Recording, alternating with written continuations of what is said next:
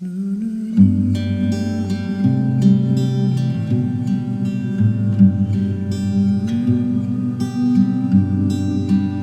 como já estamos vindo há algum tempo falando sobre a história do nosso padroeiro São Francisco de Paula, vamos hoje então talvez voltar a lembrar um pouquinho em 1914, quando houve aquela permuta, daquele terreno no Alto de São Francisco, com esse terreno daqui que hoje estamos, Saldanha Marinho com o desembargador Mota.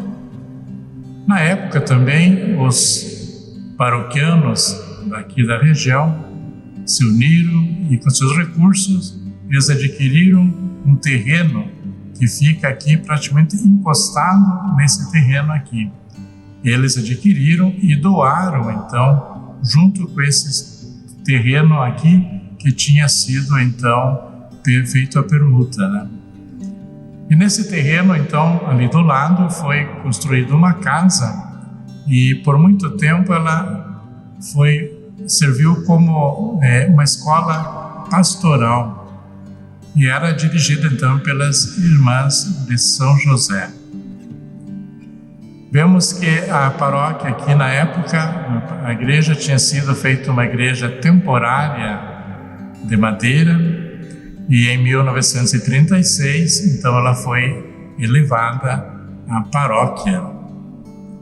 1949, o então pároco Monsenhor Boleslau Fallersen, que era pároco, deu o primeiro passo para a construção deste templo. Ele, como empreendedor, chamou alguns paroquianos, entre eles, um que nós até conhecemos o nome, Oswaldo Guiz, Aldo e Ruth Bertoldi, e também o Luiz Modesto Corati, entre outros. E ele pediu então que fosse visitado todos os moradores da região. E eles levavam então um carnê e custava 10 cruzeiros por mês. E assim ele deu os primeiros passos para começar a construção desta obra. E eles então, através dos próprios que iam oferecer o carnê, faziam também a cobrança para evitar despesas para a paróquia.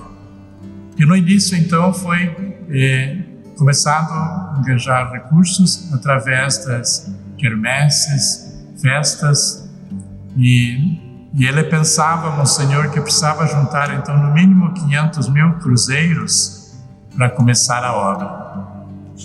Então, em 1953, eles dão início à obra e vem também as dificuldades, Mas o Monsenhor Boleslau Fallersen, ele tinha também um seminarista que era quase seu confidente, que ele partilhava tudo.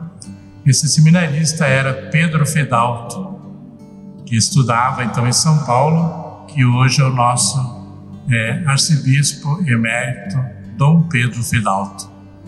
Na época, ele como seminarista, ele era muito amigo com o Monsenhor Fallersen aqui, e então o Monsenhor Fallersen partilhava tudo o que ele tinha de dificuldade aqui com o seminarista Pedro Fedalto.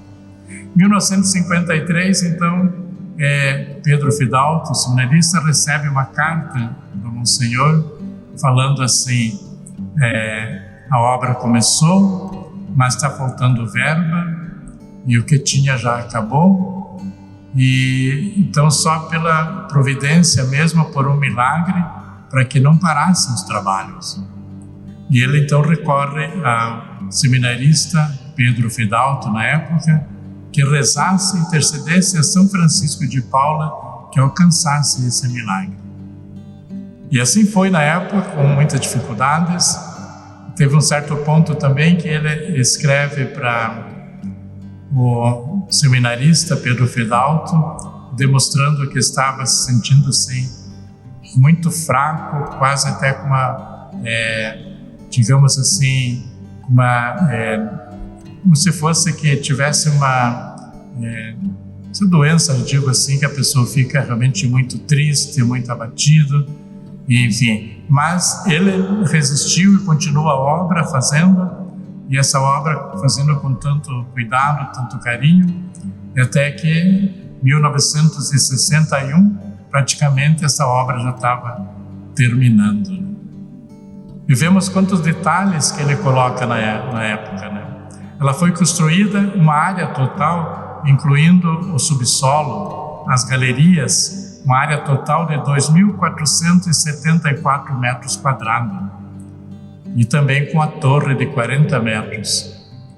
E os detalhes que ele coloca, então, nesta grande templo, que é a nossa paróquia, a nossa igreja, na cúpula, ele coloca essas frases ali em latim, que é verdadeiramente casa de Deus e porta do céu. Então ele mostra assim, os relatos mostram que, acho que era isso que realmente que ele pensava, que fosse realmente uma casa de Deus e porta do céu esse templo. Vemos ainda que ele coloca então lá na frente aquelas 4 estátuas ali, aquelas imagens que nós temos lá na frente, que então Moisés, Elias e Pedro e Paulo. É a união do Antigo e o Novo Testamento. Vemos quantos detalhes que ele pensou na época e fez então essa grande igreja que tem um estilo, uma beleza de uma basílica romântica. Então, como fosse as basílicas de Roma, e ela então terminou e recebeu a bênção episcopal em 1961. Vemos então quantos trabalho que deu e a força desse homem realmente e a confiança em Deus que fez realizar essa grande obra que aconteceu que temos hoje. Mas ainda faltava também a sagração do altar, então que fosse realmente essa igreja dedicada, né? Mas isso nós vamos falar então no próximo encontro, porque há muitos exige também para haver essa dedicação da igreja, tem muitos detalhes que precisariam ser vistos. Então nós vamos ver isso aqui no próximo encontro. Mas por tudo isso que foram construído esta igreja que temos hoje, que foi realmente um trabalho dos nossos primeiros paroquianos, digamos assim. Lembrando ainda que quando começaram a igreja, tinha ainda a igreja de madeira. E eles precisavam construir aquela parte do subsolo, e eles tiveram então que demolir essa igreja de madeira, e por um tempo então foi celebrado as missas, o culto religioso no Colégio Sion. Mas foi pouco tempo que quando terminaram o subsolo, começaram já a celebrar as missas no subsolo. Então, por tudo isso, louvado seja nosso Senhor Jesus Cristo, para sempre seja louvado.